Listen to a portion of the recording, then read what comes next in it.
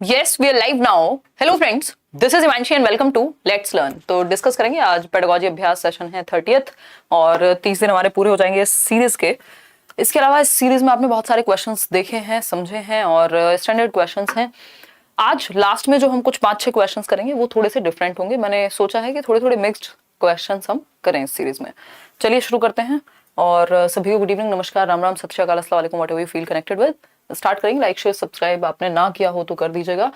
PDF daily आपको मिल जाता है टेलीग्राम चैनल पर। अब ये पीडीएफ 1 या 2 दिन में आपको अपडेट कर दूंगी कि जो सेम क्वेश्चंस हम यहाँ कर रहे हैं वो आप ऑनलाइन टेस्ट की फॉर्म में करियरवेल ऐप पे जाकर के अटेम्प्ट कर सकते होंगे। तो 1 दिन का टाइम और दो मुझे, मैं एक बार टीम से डिस्कस करके कल फाइनल कर दूंगी, कल या परसों में।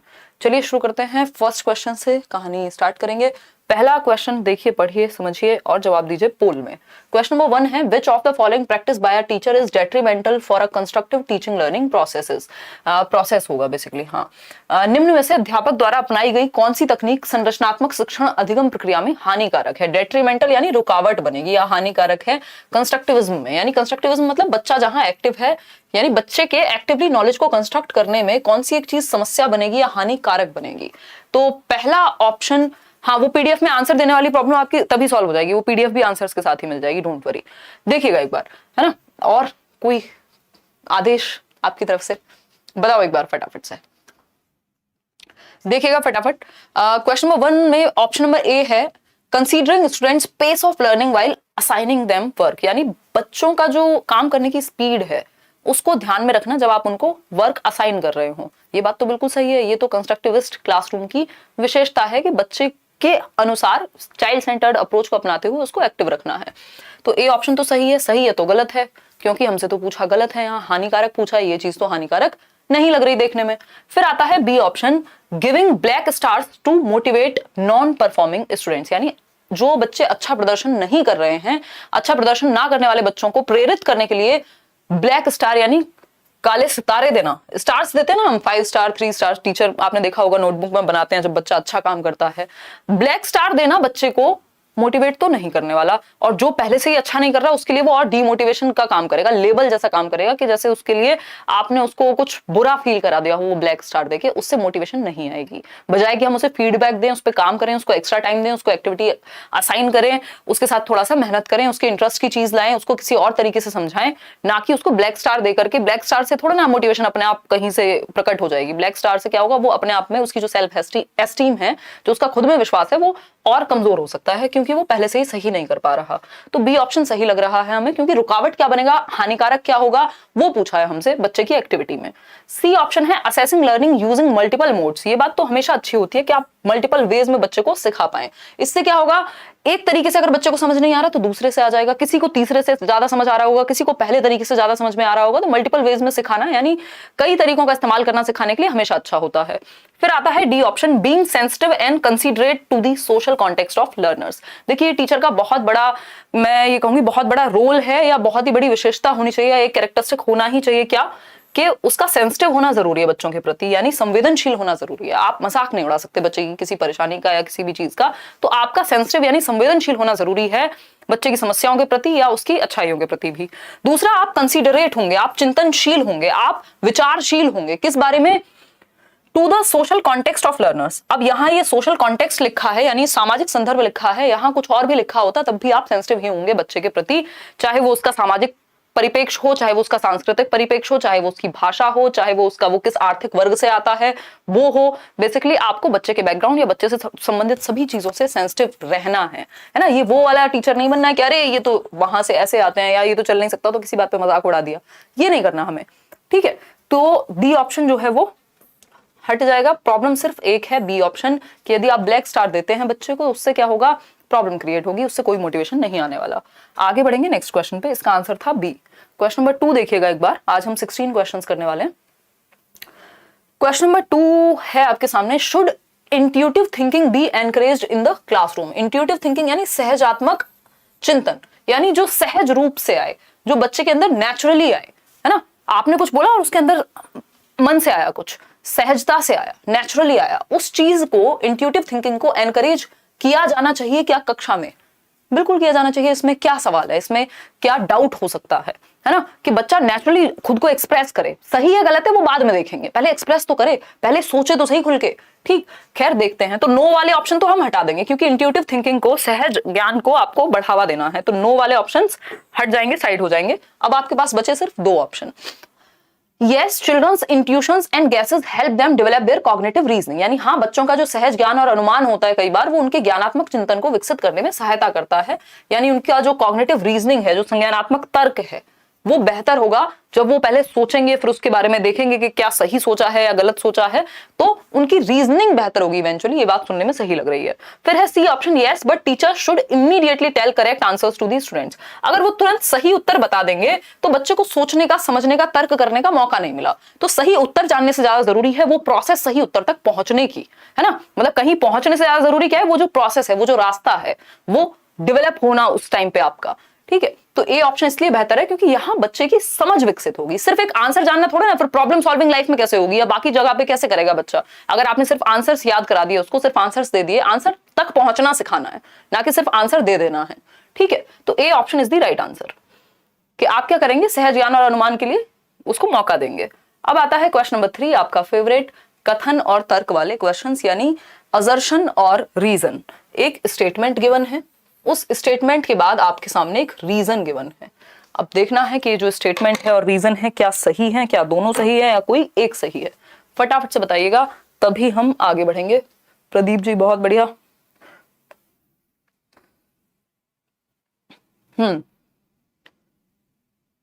चलें आगे बढ़े। 73% लोग ए आंसर दे रहे हैं। इसमें पढ़ भी लिया है या बस आंसर मार्क करने की जल्दी में आंसर दे दिया है? बताओ पहले, फटाफट से बताना। चलिए देखते हैं एक बार। अगर हम बात करें 93% लोग आंसर दे रहे हैं ए। स्टेटमेंट क्या है यहां, कथन है, using a set of visuals followed by discussions based on learners prior experience helps learners to build conceptual understanding. यानी दृश्यों के एक संग्रह का यूज अगर हम करते हैं, विजुअल्स आपने कई सारी पिक्चर दिखा दी, वीडियो दिखा दी, कुछ भी इस तरह का दिखाया, उसके बाद आप उस चीज को जो दिखाया गया है उस पर डिस्कशन कर रहे हैं बच्चे के पूर्व अनुभव के आधार पे, कि आपने ऐसा कुछ एक्सपीरियंस किया है।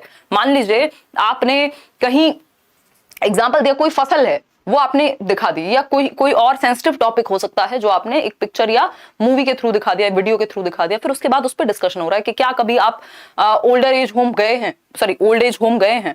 ठीक, तो उस केस में आप बच्चे को डिस्कशन के लिए प्रेरित कर रहे हैं उसके अनुभव के आधार पर। तो ये करना क्या है, हमेशा अच्छा है, इसमें क्या बुरी बात है ना। आप बच्चे के अनुभव से ही तो जोड़ते हैं, ठीक है ना बात।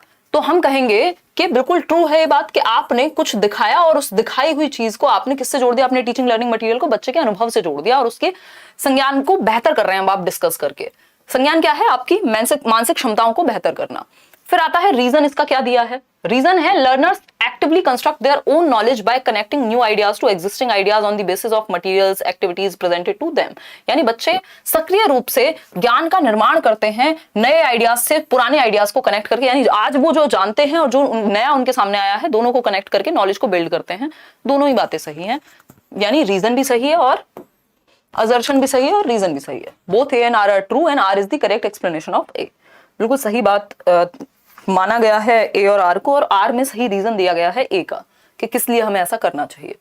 क्वेश्चन नंबर 4 देखिएगा एक बार। क्वेश्चन नंबर 4 है, children learn in a dash way and not in a dash way. यानी बच्चे कैसे सीखते हैं और कैसे नहीं सीखते हैं। तो लर्निंग या डेवलपमेंट की भी जब हम बात करते हैं तो लर्निंग या डेवलपमेंट में से दोनों कोई भी चीज क्या लाइफ स्ट्रेट लाइन की जैसी होती है कि बिल्कुल सेम गति से चलेगी, हमेशा सेम स्पीड पे सेम रेट होगा? नहीं हो सकती। स्ट्रेट लाइन ना तो डेवलपमेंट हो सकता है और ना ही लर्निंग हो सकती है ना। आप ये सीखते हैं, फिर आपको पता लगता है यार ये जो सीखा था ना पहले ये गलत था, ये सही है। यहाँ मतलब थोड़ा आगे पीछे चीजें चलती रहती है, यानी स्पाइरल में होती है, चाहे वो लर्निंग हो चाहे वो डेवलपमेंट हो। आगे पीछे आप एक स्टेज में आगे जाते हैं, फिर कंसोलिडेट करते हैं, सोचते हैं जो सीखा था उसको कनेक्ट करेंगे, फिर सही करेंगे। मतलब ये थोड़ा सा स्पाइरल है, वर्तुलाकार है, ना कि रेखीय है। रेखीय कैसा हो गया, स्ट्रेट लाइन, बिल्कुल 2+2 4 ही होंगे हमेशा, ऐसा नहीं होगा। लर्निंग में भी कई बार कॉम्प्लिकेशंस आती हैं, है ना। तो हम कहेंगे कि बच्चे जो करते हैं वो कैसे करेंगे, इन स्पाइरल वे, वर्तुलाकार वे में आगे पीछे और कनेक्ट करके चीजों को and not in a linear way. Linear का मतलब हो गया सिंपल स्ट्रेट लाइन है, हर दिन 2 सीखेगा फिर 2 सीखेगा फिर 2 सीखेगा, ऐसा नहीं होता ना कि बिल्कुल 2 ही ऐड होंगे हर दिन। हो सकता है किस दिन 20 हो जाए वो मल्टीप्लाई होके, हो सकता है किस दिन एक ही पॉइंट ऐड हो। समझ पा रहे हैं ना बात को? तो लर्निंग क्या है, स्पाइरल है ना कि लीनियर। यानी बच्चे वर्तुलाकार तरीके से सीखते हैं और एक रेखीय तरीके से नहीं सीखते, यानी लर्निंग कोई एक रेखा वाली चीज नहीं है। ठीक है बात? तो A option is the right answer over here. ठीक, लीनियर नहीं होती लर्निंग, स्पाइरल होती है। मैकेनिक ना होकर के कंस्ट्रक्टिविस्ट होती है, कंस्ट्रक्टिविस्ट होता तो सही था। अनस्ट्रक्चर्ड नहीं होती, स्ट्रक्चर्ड हो सकती है, और कंस्ट्रक्टिविस्ट वे में भी सीख सकते हैं, कोई और बनता नहीं है बेसिकली यहाँ। तो A option is the right answer. आगे बढ़ेंगे क्वेश्चन नंबर 5 पर। देखिएगा क्वेश्चन नंबर 5। क्वेश्चन नंबर 5 क्या कहता है? To provide a conducive environment for learning a teacher should. Conducive यानी उपयुक्त पर्यावरण या वातावरण अगर आप बच्चों को सीखने के लिए देना चाहते हैं एज अ टीचर, तो क्या करना चाहिए, किस चीज पे फोकस करना चाहिए? 4 ऑप्शंस अगेन आपके सामने है, यही कोई एक आंसर होगा जो आपको ढूंढना है, जिस आंसर तक आपको पहुंचना है। पहला ऑप्शन है focus only on emotions of students and ignore cognitive aspects. यानी सिर्फ बच्चे के इमोशंस पे, कैसा उसको फील हो रहा है, इस बात पे फोकस करेंगे। संज्ञानात्मक पक्ष यानी उसके दिमाग से रिलेटेड पक्षों पे कोई फोकस नहीं करेंगे, तो प्रॉब्लम बन जाएगी ये तो, क्योंकि आपको बच्चे का संज्ञान भी विकसित कराना है। Focus only on cognitive aspects and ignore emotions of students, कि सिर्फ संज्ञान यानी सोचने पर, विचार करने पर, तर्क करने पर, कल्पना करने पर, यानी thinking, imagination, reasoning, problem solving, सिर्फ इन्हीं पे ध्यान देंगे, दिमाग से रिलेटेड एस्पेक्ट पे, इमोशंस पे ध्यान नहीं देंगे। अगर इमोशंस से कनेक्ट नहीं हुई लर्निंग, दिल से नहीं जुड़ी, नहीं सीख पाएगा अच्छे से, तो ये भी गलत है।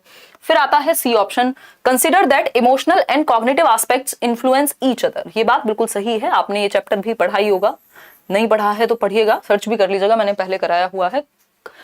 कॉग्निशन एंड इमोशंस आपस में जुड़े हुए होते हैं, यानी दिल और दिमाग एक तरह से जुड़े हुए हैं। जो आपके इमोशंस हैं, जो आपके संवेग हैं, वो आपके संज्ञान को प्रभावित करते हैं और संज्ञान आपके संवेग को प्रभावित करता है। यानी जो अगर हम मान लीजिए किस दिन अच्छा फील कर रहे हैं तो हमारा दिमाग भी अच्छे से काम करेगा। ठीक है, तो C option is the right answer, कि भावनात्मक और संज्ञानात्मक पक्ष वैसे भी अगर हम देखें तो डेवलपमेंट के सभी प्रकार जो है आपस में जुड़े हुए हैं, चाहे वो फिजिकल हो, कॉग्निटिव हो, सोशल हो, इमोशनल हो। ठीक है, सिर्फ एक व्यक्ति है जो ये कहते हैं कि कॉग्निशन और इमोशन इंडिपेंडेंट है, वो है ज़ेज़ोंग। वो कहते हैं कि इमोशंस अलग है, कॉग्निशन अलग है, बाकी सब कहते हैं इंटर रिलेटेड है, एक दूसरे से संबंधित हैं। डी ऑप्शन क्या है, consider there is no relationship between emotions and cognition. ऐसा नहीं है, ये सिर्फ कौन कहेगा, ज़ेज़ोंग नाम के व्यक्ति का कथन है ये। बाकी सारी दुनिया ये मानेगी कि ये आपस में एक दूसरे को प्रभावित करते हैं। चलिए आगे बढ़ते हैं नेक्स्ट क्वेश्चन की तरफ। क्वेश्चन नंबर है हमारा 6। देखिएगा, जवाब दीजिएगा। क्वेश्चन है to encourage meaningful learning. Meaningful learning क्या होती है? जो आपके जीवन से जुड़ जाए, वही तो अर्थपूर्ण है ना। आपके लिए मीनिंगफुल क्या है? जो आपकी लाइफ से जुड़ जाए, जिसमें आपको कोई इंटरेस्ट आए। ठीक, तो अर्थपूर्ण अधिगम की अगर हम बात करें, उसको प्रोत्साहित करने के लिए should be motivated to set, किस तरह के गोल सेट करने चाहिए टीचर को, रेदर देन किस तरह के गोल सेट होने चाहिए यदि आप चाहते हैं कि मीनिंगफुल लर्निंग जो बच्चे के जीवन से जुड़े, जो उसकी लाइफ से जुड़ जाए, जो रियल हो, जो रट्टे वाली ना हो, जो रोट लर्निंग ना हो। एक होती है मीनिंगफुल लर्निंग, दूसरा होता है रोट लर्निंग। तो हमें रोट लर्निंग यानी रट्टे पे फोकस नहीं करना, रटवाने पे फोकस नहीं करना, हमें मीनिंगफुल लर्निंग पे फोकस करना है जो उसके जीवन से जुड़ी हो। तो मीनिंगफुल लर्निंग के लिए हमें क्या करना पड़ेगा, बच्चे के लिए लर्निंग गोल सेट कीजिए, यानी जहां सीखने में उसको इंटरेस्ट हो, जहां वो उसका फोकस जो है वो सीखने पर हो, बजाय कि परफॉर्मेंस के, कि मुझे फर्स्ट आना है। परफॉर्मेंस गोल्स कौन से होते हैं? फर्स्ट आना है, ए ग्रेड लाना है, इससे आगे निकलना है, ये है परफॉर्मेंस गोल। परफॉर्मेंस ओरिएंटेड गोल्स या ओरिएंटेशन इनकी होती है। लर्निंग गोल्स कौन से हैं? कि मुझे ये सीखने को मिलेगा, परफॉर्म करोगे अपने आप नंबर आ जाएंगे, बट सीखने पे फोकस है। तो आपको कौन से गोल्स यहां लगाने चाहिए? सेट लर्निंग गोल्स, कि बच्चे का सीखने पे फोकस है, लर्निंग में मजा आ रहा है, rather than performance goals. Performance पे फोकस नहीं है कि फर्स्ट आऊंगा कि सेकंड। अभी तो आपका पूरा ध्यान इस बात पे है कि मुझे ये चैप्टर अच्छे से पढ़ना है, समझना है। अगर अच्छे से समझा और पढ़ा तो नंबर भी आ जाएंगे इवेंचुअली, नहीं भी आएंगे तो क्या होगा, कहीं और यूज कर लोगे उस ज्ञान को। तो A option is the right answer. ठीक है, परफॉर्मेंस गोल नहीं सेट करना होता, लर्निंग गोल करना होता है, तो ये बी तो गलत हो गया। फेलियर अवॉइडिंग, फेलियर एक्सेप्टिंग, इस तरह के गोल्स हम नहीं बेसिकली सेट करते। 3 तरह की ओरिएंटेशन होती है जब हम गोल सेट करने की बात करते हैं। एक होता है परफॉर्मेंस ओरिएंटेशन गोल, प्रतिस्पर्धा कह लीजिए इसको। परफॉर्मेंस ओरिएंटेशन, जब हम लर्निंग की बात करते हैं 3 तरह के गोल सेट किए जा सकते हैं। परफॉर्मेंस ओरिएंटेशन है कि फर्स्ट आना है, सेकंड आना है ना, ये रैंक वाले, कि फर्स्ट सेकंड या जो भी, आपको रैंक पे फोकस है। दूसरे तरह के गोल होते हैं आपके फेलियर अवॉइडेंस, फेलियर अवॉइडेंस, यानी आप असफलता को अवॉइड कर रहे हैं, ओरिएंटेशन, ठीक है। मतलब आपको किसी तरह से फेल होने से बचना है, 33% नंबर आ जाए बस पास हो जाए, किस तरह से सीटेट की तैयारी कर रहे हैं तो 90 आ जाए बस पास हो जाए, कोई फर्क नहीं पड़ता, ठीक है। तो आप यहाँ फेलियर से बचने के लिए क्या कर रहे हैं, फेलियर को अवॉइड करने के लिए, टू अवॉइड फेलियर, के समहाउ पास हो जाए बस, टू अवॉइड फेलियर, ठीक है। इसलिए पढ़ रहे हैं, उतना पढ़ रहे हैं जितना बस पास होने लायक नंबर आ जाए। फिर आता है आपका बेस्ट गोल, जो कि मास्टरी ओरिएंटेशन, या इसी को आप लर्निंग ओरिएंटेशन बोल सकते हो, जो अभी हमने आंसर मार्क किया था। मास्टरी ओरिएंटेशन यानी आपको पारंगतता प्राप्त करनी है, आपको मास्टर बनना है उस चीज का, यानी आपका फोकस किस पे है, लर्निंग पे है, कि आपको सब कुछ आता हो उस चीज के आसपास, तो वो आपका फोकस है। फर्स्ट रैंक आए, सेकंड आए, फोर्थ है, यू डोंट केयर, ठीक है। यहाँ आप सिर्फ फेलियर अवॉइड करने के लिए पढ़ रहे हैं, यहाँ सिर्फ रैंक के लिए पढ़ रहे हैं। तो इन दोनों में प्रॉब्लम क्या है, अगर आप सिर्फ रैंक के लिए पढ़ रहे हैं तो वो रैंक के लिए पढ़ने में जो अपना आपका एसेंस है, जो मीनिंगफुल लर्निंग है, वो नहीं हो पाएगी। आप रट्टे भी लगा देंगे, अगर आपको समझ नहीं भी आया तब भी। वो चतुर रामलिंगम याद कर लीजिए, आपका 3 इडियट्स वाला। फेलियर अवॉइडेंस क्या है, किसी तरह से पास हो जाए, वो राजू टाइप्स। फिर मास्टरी ओरिएंटेशन, वो रेंचो को याद कीजिए 3 इडियट्स में, ठीक है, कि डिग्री मिल भी रही है नहीं मिल रही पता नहीं, कोई फर्क नहीं पड़ रहा, लर्निंग पे फोकस है। तो बेस्ट क्या है, बेस्ट है ये मास्टरी ओरिएंटेशन, यानी पारंगतता होनी चाहिए, ठीक है। आगे बढ़े, नेक्स्ट क्वेश्चन की तरफ चलें। क्वेश्चन नंबर 7 देखेंगे, रुकिएगा एक बार, क्वेश्चन नंबर है 7, देखिएगा एक बार क्वेश्चन नंबर 7, पोल में आंसर कीजिएगा। क्वेश्चन नंबर 7 है, what do errors in students work indicate, यानी बच्चे की गलतियां उसके काम में क्या दर्शाती हैं, यानी बच्चे के काम में या बच्चे के सीखने में गलतियां क्या दर्शाती हैं। अगर मान लीजिए आपने बच्चे को कुछ काम दिया था, आप वो वर्क चेक कर रहे हैं और आपने पाया कि गलती है कोई, है ना, और अगर गलती है तो उस गलती से आप क्या समझेंगे कि क्या इंडिकेशन है गलती का होना। देखिएगा, ए कह रहे हैं 36% लोग, चलिए देखेंगे अभी।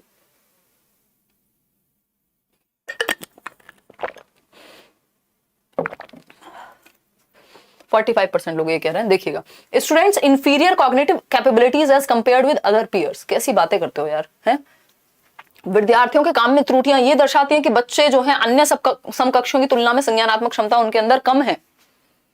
मतलब गलतियों का मतलब ये थोड़ी है कि उनमें दिमाग कम है, गलतियां कौन नहीं करता जो सीखता है ना। तो ये तो बात गलत हो गई, ये आपने आंसर बिल्कुल गलत दे दिया। फिर आएंगे students demotivation since learning is totally contingent upon external rewards, कि लर्निंग जो है सिर्फ एक्सटर्नल रिवॉर्ड्स के लिए होती है और इसलिए बच्चे जो है डिमोटिवेटेड हैं अगर वो गलती कर रहे हैं। तो लर्निंग सिर्फ बाहरी रिवॉर्ड के लिए होती है, ऐसा हम नहीं कह सकते। फिर है C, students inability for meaning making without direct instruction from adults, यानी बच्चे जो हैं वो बिना इंस्ट्रक्शन के बड़ों की मीनिंग मेकिंग नहीं कर पा रहे, कुछ सीख ही नहीं पा रहे। तो ऐसा नहीं है, आप जिंदगी से भी बहुत कुछ सीखते हैं, जरूरी नहीं है हमेशा इंस्ट्रक्शन होगी तभी आप सीखेंगे। फिर आता है D option, students thinking is qualitatively different from adults. ये बात किसने कही है, पियाजे ने भी कही है, और ये बात वैसे भी सही है। गलतियां क्या हैं, ये दर्शाती हैं कि आप सीख रहे हैं और सीखने की प्रोसेस में आप कैसे सोचते हैं, ये दर्शाएंगी गलतियां। तो आपकी थिंकिंग प्रोसेस को, यानी एक लर्नर की, एक बच्चे की थिंकिंग प्रोसेस को दर्शाती हैं गलतियां। उससे आपको पता लगेगा, एज अ टीचर फीडबैक मिलेगा कि आपको कहाँ इंप्रूवमेंट की जरूरत है, कहाँ दूसरे तरीके से सिखाने की जरूरत है। बच्चों की जो थिंकिंग है वो क्वालिटेटिवली अलग है। क्वालिटेटिव का मतलब क्या है, वो डिफरेंट तरीके से सोचते हैं, जैसा आप सोचते हैं, जैसा आपने सिखाया है उससे थोड़ा अलग सोचते हैं क्वालिटी में, लेकिन सोचते वो भी हैं, है ना। तो D option is the right answer. जो आपने ये गड़बड़ की है, इतना ब्लंडर किया है इतने आसान क्वेश्चन में, बहुत ही शर्मनाक बात। अब आते हैं क्वेश्चन नंबर 8 पर, इसको ध्यान से पढ़िएगा, नहीं तो इसमें तो आप और बढ़िया गलती कर देंगे, कॉम्प्लिकेटेड क्वेश्चन है, ध्यान से पढ़िएगा। एक तरफ आपका एक पॉइंट दिया हुआ है, उससे संबंधित, उस कॉन्सेप्ट से संबंधित आपको दूसरी साइड सही चीज को चूज करना है, उसके बारे में कौन सी एक बात सही कही गई है। मैं एक बार रीड कर देती हूँ। एल्गोरिथम से कौन सा एक ऑप्शन कनेक्टेड होगा, ह्यूरिस्टिक से, एनालॉजी और मीन्स एंड एनालिसिस। बताइएगा एक बार कौन सा सही होगा, फटाफट से बताइएगा। धुंधला दिखाई दे रहा है तो क्वालिटी इंक्रीज कर लीजिए अपनी सेटिंग्स में जाकर के, बिल्कुल यहाँ से HD क्वालिटी में चल रही हैं चीजें, और लाइक शेयर करना आप भूल जाते हैं। 4331 लोग हम लोग जुड़े हुए हैं, सिर्फ 1700 लोगों ने लाइक किया है। ये क्वेश्चन बराबर होनी चाहिए कायदे में, बाकी तो आपकी इच्छा है। देखिए एक बार, सीटेट का नोटिफिकेशन कब, दिसंबर से पहले मुझे तो नजर नहीं आ रहा। खैर चलिए फटाफट से बताइए। डी ऑप्शन कह रहे हैं 33% लोग। चलिए देख लेते हैं, कोशिश अच्छी है आपकी। एल्गोरिथम्स क्या होते हैं, एल्गोरिथम वो होते हैं जो step by step prescribed solution एक प्रॉब्लम का। एल्गोरिथम की बात मतलब स्टेप बाय स्टेप प्रोसीजर है, ठीक। एनालॉजी की जब हम बात करते हैं तो एनालॉजी होती है समानता, ठीक। जैसे हम क्या कर सकते हैं कि हमारी आंखें कैसी हैं, एक कैमरा के जैसी हैं जो सब कुछ कैप्चर करती हैं, ये एनालॉजी हुई आंख की कैमरा से, ठीक। मतलब समानता जिसमें दर्शाई गई हो, ठीक। तो keeping in mind solutions of problem similar to the problem at hand, तो ये होगा एनालॉजी। तो सी का फर्स्ट, ए का हमारा हो गया स्टेप बाय स्टेप, ए का हो गया 2, तो ए का 2 कहीं और है ही नहीं, सिर्फ डी ऑप्शन में ही है, तो यही आंसर जो है वो सही है, ठीक है। एल्गोरिथम की अगर हम बात करें तो ये स्टेप बाय स्टेप सॉल्यूशन है। ह्यूरिस्टिक क्या है, फंडे होते हैं, जुगाड़ होते हैं किसी प्रॉब्लम को सॉल्व करने के, ठीक है। जैसे अगर हम कहें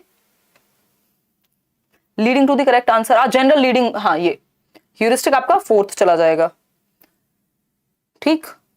मीन्स एंड एनालिसिस होते हैं टुकड़ों में तोड़ना किसी चीज को, ये पहले भी पूछा जा चुका है, मीन्स एंड एनालिसिस। तो टुकड़ों में तोड़ना देखना कहां पे लिखा हुआ है,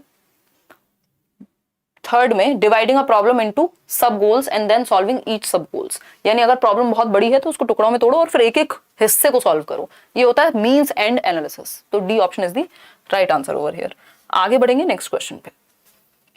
क्वेश्चन नंबर 9 देखिएगा, learning is significantly affected by personal as well as environmental factors, यानी लर्निंग में 2 फैक्टर्स होते हैं, एक पर्सनल जो बच्चे से संबंधित होगा और दूसरा एनवायरमेंटल जो एनवायरमेंट से संबंधित होगा, राइट। अगर हम लर्निंग की बात कर रहे हैं तो पर्सनल फैक्टर और दूसरे एनवायरमेंटल फैक्टर्स दोनों से संबंधित होंगी। Which of the following statement is correct in this context, यानी इस कथन के या इस संदर्भ के बारे में कौन सी एक बात सही है। Aptitude and attitude both are personal factors, यानी अभिरुचि और अभिवृत्ति दोनों क्या है, व्यक्तिगत यानी पर्सनल फैक्टर्स हैं, यानी आपको पहचानना है कि पर्सनल फैक्टर कौन सा है और क्या कहेंगे एनवायरमेंटल फैक्टर कौन सा है। Religion and attention both are personal factors, कि जो देखो रिलीजन पर्सनल फैक्टर नहीं हो सकता, एनवायरमेंट से आता है, ठीक है। अटेंशन क्या है, अटेंशन पर्सनल फैक्टर हो सकता है क्योंकि बच्चे से संबंधित है, बच्चे के दिमाग से संबंधित है, तो ये गलत हो गया। Interest and community both are, community तो एनवायरमेंटल फैक्टर है, इंटरेस्ट पर्सनल फैक्टर है क्योंकि बच्चे से संबंधित है। एज एंड स्कूल, एज जो है आपका वो पर्सनल फैक्टर है, बट स्कूल क्या है, एनवायरमेंटल फैक्टर है। इन्होंने कह दिया दोनों एनवायरमेंटल है, तो गलत हो गया। सिर्फ एक ही ऑप्शन सही है जो कि 57% लोग आंसर सही भी दे रहे हैं। Aptitude and attitude both are personal factors. आपके अंदर क्या क्षमता है, एप्टीट्यूड क्या है, आपके अंदर किसी स्किल को सीखने की क्षमता, वो हो गया एप्टीट्यूड, तो ये पर्सनल फैक्टर है, आपका अलग हो सकता है, मेरा अलग हो सकता है। एटीट्यूड क्या है, एटीट्यूड आपका नजरिया, आपके आइडियाज, आपके बिलीफ, आपका इंटरेस्ट किस एक दिशा में है, वो एटीट्यूड हो गया, वो भी पर्सनल है, ठीक। तो ये दोनों पर्सनल फैक्टर होते हैं, एटीट्यूड और एप्टीट्यूड, ठीक है। अगर हम बात करें यहाँ पर्सनल और एनवायरमेंटल फैक्टर्स की, मान लीजिए ये है एक बच्चा, ये है एक छोटा सा गोलू मोलू बच्चा, ठीक, जो कि बहुत खुश रहता है, 4-5 बाल हैं इसके सर पे, और 2 तरह के फैक्टर्स हैं जो हमें पता होने चाहिए, एक है पर्सनल फैक्टर और दूसरी तरफ है एनवायरमेंटल फैक्टर्स, ठीक है। एक तरफ पर्सनल फैक्टर्स हैं यानी व्यक्तिगत कारक हैं, लर्निंग को प्रभावित करने वाले 2 कारक हैं, दूसरे हैं एनवायरमेंटल, इन्हीं में सारे फैक्टर्स आ जाते हैं, या तो वो एनवायरमेंटल होगा कोई फैक्टर या फिर वो पर्सनल फैक्टर होगा, राइट। तो अगर हम बात कर रहे हैं पर्सनल की, तो याद करो क्या क्या हो सकता है यहाँ पर्सनल फैक्टर में, एटीट्यूड बच्चे का, एप्टीट्यूड ये दोनों तो अभी हमने देखे ही है ना, उसकी अभिरुचि क्षमता, एज उसकी, इंटरेस्ट किन चीजों में है, ठीक है, और भी 70 तरह के जो बच्चे से संबंधित कारक हैं, ठीक। अगर हम बात करें उसका मेंटल लेवल, वो सब यहाँ आ जाएगा पर्सनल में। एनवायरमेंट में क्या हो सकता है, स्कूल हो सकता है ना, उसको क्या ट्रेनिंग मिली है, एजुकेशन कैसी मिल रही है, वो सब आ गया, न्यूट्रिशन कैसा मिल रहा है ना, और जितने भी बाकी फैक्टर्स हैं जो एनवायरमेंट से संबंधित है, कहाँ वो रहता है, कैसा एनवायरमेंट, बेसिकली फिजिकल एनवायरमेंट कैसा है, ये सारी चीजें आपकी एनवायरमेंटल में आ जाएंगी। तो ये पर्सनल और एनवायरमेंटल फैक्टर्स हैं, दोनों ही लर्निंग को क्या करते हैं, प्रभावित करते हैं। चलिए आगे बढ़ते हैं। तो इसमें आंसर ए सही था। क्वेश्चन नंबर 10 देखिएगा एक बार। क्वेश्चन नंबर 10, अगर हम बात करें क्वेश्चन नंबर 10 की, इजी सा क्वेश्चन है, फटाफट से देख के बताइएगा। अगर हम बात करें इन सोशियो कंस्ट्रक्टिविस्ट फ्रेम, यानी एक सामाजिक रचनावादी ढांचे में लर्निंग एंड नॉलेज क्या है। सामाजिक संरचना यानी सोशियो कंस्ट्रक्टिविस्ट, यानी वाइगोस्की की बात, यानी समाज और संस्कृति के माध्यम से ज्ञान की रचना होती है, ऐसा सामाजिक संस्कृतिवादी लोग कहेंगे, ठीक ठीक। अगर हम बात करें ट्रांसमिटेड बाय द टीचर, कि टीचर के द्वारा भर दी जाएगी बच्चे में, ये नहीं होता, वहां बच्चा टीचर के साथ मिलकर कंस्ट्रक्ट करेगा नॉलेज को। Discovered independently by the learners, यानी शिक्षक का कोई रोल ही नहीं है, ऐसा भी नहीं है। को कंस्ट्रक्टेड, ये है इंपॉर्टेंट वर्ड, को constructed by the learners with support from the teachers, यानी साथ में मिलकर सीख रहे होंगे। समाज क्या है, टीचर है ना, संस्कृति और एस्पेक्ट फैक्टर होंगे, सब मिलके सीख रहे हैं, ग्रुप में सीखेंगे लोग, जब साथ में सीख रहे होंगे वो होगा सोशियो कल्चरल एस्पेक्ट। शिक्षिका की मदद से विद्यार्थियों द्वारा सह संरचित होगा, एक साथ मिलकर नॉलेज को कंस्ट्रक्ट कर रहे हैं, सिर्फ टेक्स्ट बुक से नहीं। तो C option is the right answer, 54% लोग सही उत्तर दे भी रहे हैं। अब थोड़ा सा क्वेश्चंस का नेचर बदलेगा, अगले 6 क्वेश्चंस हम थोड़े से अलग करेंगे, ध्यान से पढ़िएगा। Which, ये थोड़े से फैक्चुअल क्वेश्चंस होंगे। Which of these is not an example of in service training for teachers? देखो, 2 तरह की ट्रेनिंग होती है टीचिंग की, अगर हम बात कर रहे हैं, एक होती है प्री सर्विस, जनरली बाकी जगह पे भी होती है ऐसे, वैसे प्री सर्विस यानी सर्विस से पहले जो आप अपनी टीचिंग ट्रेनिंग में लेते हैं, है ना, जब आप बीएड कर रहे हैं, डाइट कर रहे हैं, जेबीटी कर रहे हैं या बीएलएड कर रहे हैं, ठीक, तो वो प्री सर्विस ट्रेनिंग है। ठीक, इन सर्विस क्या है, जब आप सर्विस में हैं, आपको जॉब मिल गई है, अब कभी आप सेमिनार में जा रहे हैं, कोई ट्रेनिंग आपकी हो रही है एनसीईआरटी के द्वारा, या अलग अलग आपकी बहुत सारी ट्रेनिंग्स होती हैं इन सर्विस भी।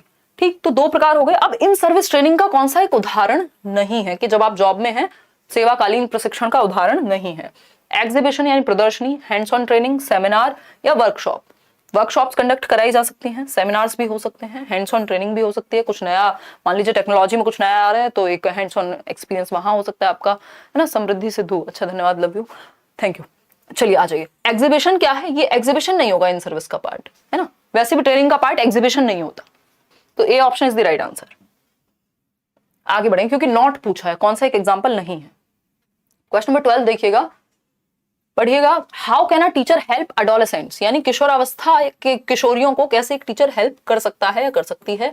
किशोरावस्था बोले तो 12 से 18 वर्ष के बच्चे, वो जो टीनेज ग्रुप है, इनके लिए एक शिक्षक या शिक्षिका कैसे मदद करे, बताइएगा एक बार। बीइंग काइंड टू देम, यानी दयालु होकर, वो तो सभी बच्चों के एज, सभी एज के बच्चों के लिए होना जरूरी होता है।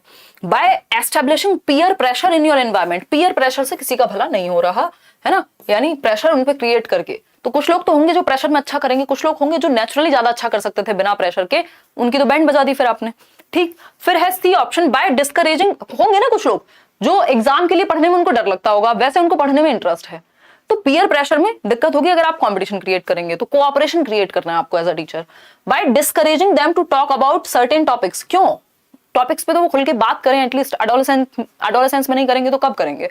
ठीक है, क्योंकि अब ना तो वो बच्चे रह गए, आइडेंटिटी क्राइसिस है और बहुत सारे एस्पेक्ट्स उनके, चाहे वो प्यूबर्टी है, ये सब हिट हो रहा होता है। फिर आएगा D option, bye expressing respect, affection and love towards them. ये बात सही है कि उनके प्रति सम्मान, लगाव और प्रेम व्यक्त करके, क्योंकि आइडेंटिटी क्राइसिस है, पहचान का संकट है इस उम्र में, तो आपको बच्चे को एक लेवल ऑफ रिस्पेक्ट देनी है, जिससे दूसरा क्या करेंगे, अफेक्शन, कि आप उनके साथ हैं, आप उनको समझना चाहते हैं। दूसरा love towards them, again same बात हो गई, ताकि वो एक कंफर्टेबल एनवायरनमेंट क्रिएट हो सके, जहां बच्चा या जहां जो वो किशोरी है, जो अडोलेसेंट है, वो अपनी बात को आपसे कह सके खुल करके, और आप उसके फ्रेंड बन जाएं बेसिकली इस उम्र में। ठीक, तो D option is the right answer, बाकियों से कहीं बेहतर है ये।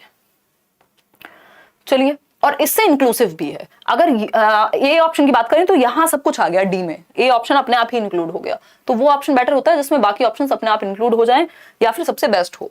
क्वेश्चन नंबर 13 देखिएगा एक बार। अगर हम बात करते हैं adolescent education can help in, यानी किशोरावस्था में जो हम शिक्षा दे रहे हैं बच्चे को, वो किस चीज में मदद कर सकती है। पहला ऑप्शन है आपके पास, जनरेटिंग फ्यू जॉब अपॉर्चुनिटीज, यानी सिर्फ नौकरी के अवसर पैदा करने में। फिर है encouraging harmful behaviour, harmful behaviour करने के लिए कौन एनकरेज करना चाहेगा, ऐसी एजुकेशन क्यों देंगे आप जिससे हानिकारक व्यवहार को उत्तेजना मिले कि कोई किसी को मारे पीटे कुछ हो। प्रमोटिंग अर्ली मैरिज, भाई ये कौन सा, ये कुरीति को और बढ़ावा देना है आपको समाज में, है ना, शीघ्र विवाह, ये भी नहीं है। ब्रिंगिंग लाइवलीनेस टू लाइफ, या फिर generating few job opportunities, few job क्यों और सिर्फ जॉब क्यों, लर्निंग पर फोकस क्यों नहीं है यहाँ।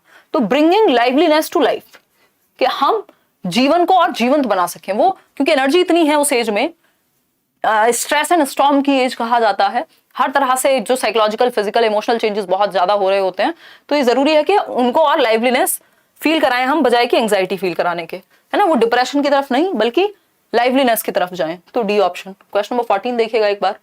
क्वेश्चन नंबर 14 है आपका, schools are in a unique position to help students attain the nationally recommended dash or more of moderate to vigorous physical activity daily, यानी छात्रों को राष्ट्रीय स्तर पर अनुशंसित डैश या अधिक मध्यम से जोरदार या ज्यादा शारीरिक गतिविधि प्राप्त करने में मदद करने के लिए स्कूल को क्या करना चाहिए, मतलब कितनी फिजिकल एक्टिविटी नेशनली रिकमेंडेड है बच्चों के लिए। बी ऑप्शन कह रहे हैं 51% लोग। नहीं, फिजिकल एक्टिविटी की बात हो रही है कि उनको कुछ भी फिजिकल एक्टिविटी करनी चाहिए बच्चों को, तो वो है 60 मिनट, सी ऑप्शन। ये आपका 6 से 17 वर्ष का अगर बच्चा है तो रिकमेंडेड है कि वो 1 आवर कोई फिजिकल एक्टिविटी करे, जिसमें पसीना निकले, थोड़ा एक्टिविटी करे, मेहनत करे। तो ये 60 मिनट्स है रिकमेंडेशन जो है। आगे बढ़ेंगे, C option is the right answer over here. Question number 15 देखिएगा एक बार। Rashi is physically inactive, she can have. Rashi क्या है, शारीरिक रूप से निष्क्रिय है, यानी बैठी रहती है, पॉपकॉर्न खाती रहती है, मूवी देख लेती है, गाने सुन लेती है, बातें कर लेती है, 4 सहेलियों से यूट्यूब देख लेती है, बट फिजिकली कुछ नहीं करती उठ के, है ना, बॉडी नहीं हिलाती। तो इस केस में कैसा रिस्क है, शी कैन हैव व्हाट, क्या हो सकता है उसको, उसके पास नहीं, ट्रांसलेशन खराब है, उसको हो सकता है what, increased risk for diseases, यानी बीमारियों का खतरा बढ़ सकता है, डिसलेक्सिया हो सकता है, ऑटिज्म हो सकता है, या स्लो लर्निंग। आपने कैसे मान लिया कि ऑटिज्म हो सकता है? ऑटिज्म वाला क्या बच्चा एक्टिव नहीं होगा है? ये बात कहां से लेकर के आए आप बताइए?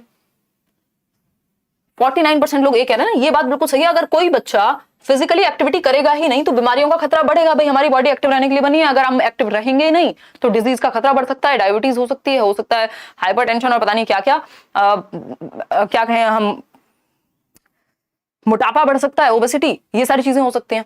ठीक, तो इंक्रीज्ड रिस्क फॉर डिजीजेस, यानी बीमारियों का खतरा बढ़ सकता है यदि वो एक्टिव नहीं है। यहाँ जरूरी नहीं है ऑटिज्म है उसको स्लो लर्निंग है, ऐसा तो कोई लक्षण बताया ही नहीं है। ऑटिज्म में रिपीटेटिव कोई बिहेवियर करता है बच्चा बार बार, डिसलेक्सिया में कुछ पढ़ने में समस्या होगी, धीमी गति की तो यहाँ बात ही नहीं हो रही, लर्निंग की तो बात ही नहीं हुई। सिंपल कहा गया कि यदि बच्चा एक्टिव नहीं है तो क्या हो सकता है, increased risk of diseases. Last question आज के लिए, पोल में आंसर कीजिएगा क्वेश्चन नंबर 16 को। Needing to release energy with sudden outbursts of activity is an emotional characteristic displayed by, यानी गतिविधि के अचानक विस्फोट से के साथ ऊर्जा को मुक्त करने की जो आवश्यकता है, यानी इतनी ज्यादा एनर्जी है कि उसको सडन एक्टिविटी के आउटबर्स्ट, मतलब सडन आउटबर्स्ट ऑफ एक्टिविटी, यानी फिजिकली एक्टिव होना बहुत जरूरी है या कुछ करना जरूरी हो जाता है। इतना एक इमोशनल टोल कई बार क्रिएट हो जाता है। किस एज के बच्चे में एनर्जी सबसे ज्यादा कहाँ है भाई? एडोलेसेंस में है, ठीक, किशोर अवस्था में है।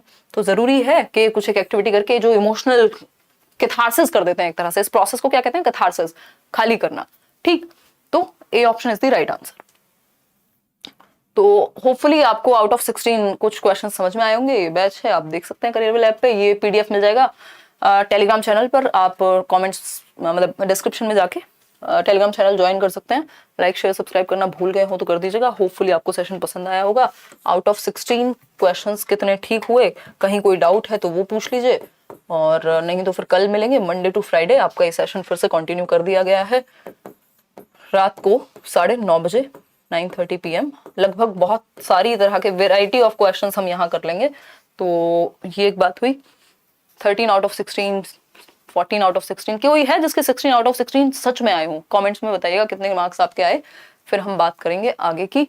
केवीएस बैच ओपन है एडमिशन करियर पे, भाई चेक कर लो एक बार। पूजा मेरे को एग्जैक्टली याद नहीं है, शायद केवीएस में एडमिशन ओपन नहीं है, डीट प्लस भी और सीटेट में ओपन है। एक बार चेक कर लेना, मतलब करियर ऐप डाउनलोड करके और चेक कर लेना। अभी पेडागोजी स्पेशल बैच आएगा शायद इस मंथ। चलिए आज के लिए इतना ही। कोई और बात हो तो कमेंट्स में पूछ लीजिएगा। टेक केयर, ध्यान रखिए। हाँ गर्मी बहुत है, ध्यान रखिए अपना, पानी वानी पिए। बाय।